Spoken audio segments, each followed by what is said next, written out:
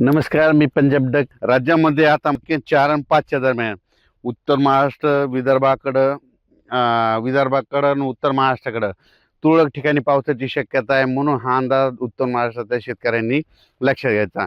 नंदुरबार जिल्हा झालं, धुळे जिल्हा झालं, नाशिक जिल्हा झालं, जळगाव जिल्हा झालं, त्याच्यानंतर बुलढाणा जिल्हा झाला, अकोला, अमरावती, वर्धा, नागपूर, भंडारा, गोंदिया, अकोला ह्या पट्ट्यामध्ये काय होणार आहे म्हणजे 3 फेब्रुवारी, 4 फेब्रुवारी आणि 5 फेब्रुवारीच्या दरम्यान तुरळक ठिकाणी पाऊस पडणार आहे. म्हणून हा अंदाज महाराष्ट्रातल्या शेतकऱ्यांनी लक्षात घ्यायचा. हा पाऊस सर्वदूर नाही, फक्त राज्यात मध्य प्रदेशकडे पाऊस पडत असल्यामुळे काय होणार आहे, त्याचा असर काय होणार, मध्य प्रदेशच्या बाजूचे सीमालगतचे जिल्हे आहेत तर त्यांना ते असं जाणवणार आहे. म्हणून हा अंदाज लक्षात घ्यायचा.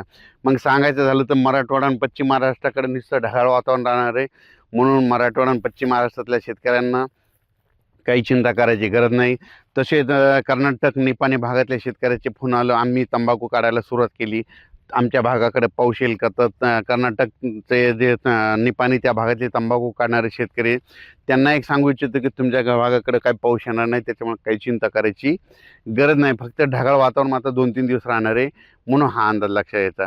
राज्यातल्या सर्व शेतकऱ्यांना सांगू इच्छितो की राज्यामध्ये फक्त 3 फेब्रुवारी, 4 आणि 5 फेब्रुवारी दरम्यानच राज्यात वातावरण खराब राहणार आहे. म्हणून हा अंदाज लक्षात घ्यायचा. त्याच्यानंतर 6-7च्या नंतर राज्यात ऊन वाढत जाणार आहे. 10 तारखेनंतर चांगलं असं ऊन तापणार आहे, दिवसा देखील गरमी जाणवणार आहे. म्हणून हा अंदाज सर्व शेतकऱ्यांनी लक्षात घ्यायचा.